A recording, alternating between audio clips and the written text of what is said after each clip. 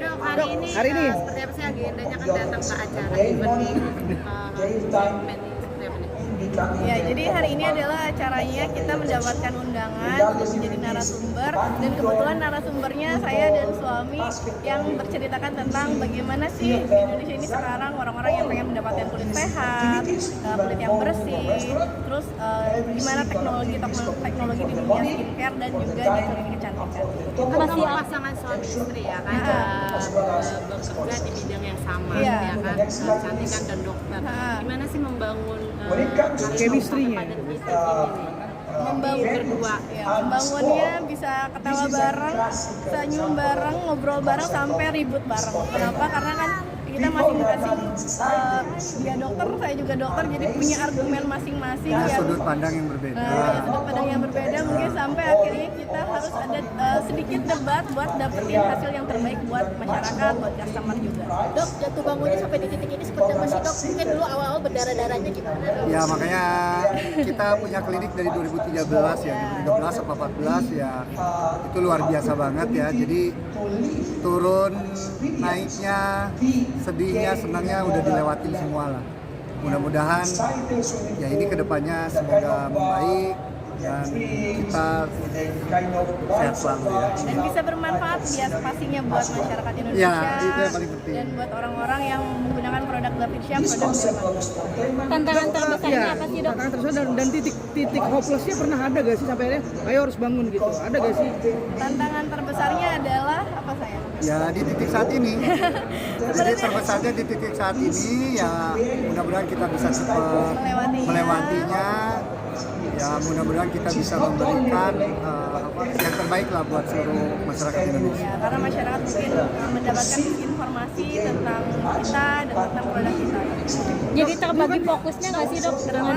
Jadi terbagi fokusnya nggak sih dengan Bisa mungkin sih kita harus fokus karena kita juga punya tim-tim yang hebat. Selain itu kita juga Punya loyal customer kita juga yang memang setiap hari, setiap bulan butuh kita juga. Dok, sekarang kan justru kan dengan adanya permasalahan apapun inilah ya, justru yang naik itu skincare dari luar, ya. yang lokal itu malah mendem. Itulah yang disayangkan, makanya Ayo kita bangkitkan lagi. saya berharap semua brand lokal itu bersatu, bukan sesama brand lokal saling menjatuhkan, tapi yang harus kita pikirkan adalah gimana brand lokal ini bisa grow bareng-bareng ya, tanpa harus saling menjatuhkan. Itu yang paling penting, karena dalam masalah ini pasti ada keuntungan yang didapat dari luar ya, dari brand luar untuk menjadikan kesempatan. Harusnya kita saling membangun, saling membahu, saling berinovasi untuk membangun skincare Indonesia ini maju lebih baik. Ada pelajaran yang paling kita berharga bersaing nggak di sih? inovasi dan di kreativitas. Kenapa? Ada pelajaran yang paling berharga nggak sih yang kalian petik di selama bisnis ini mungkin?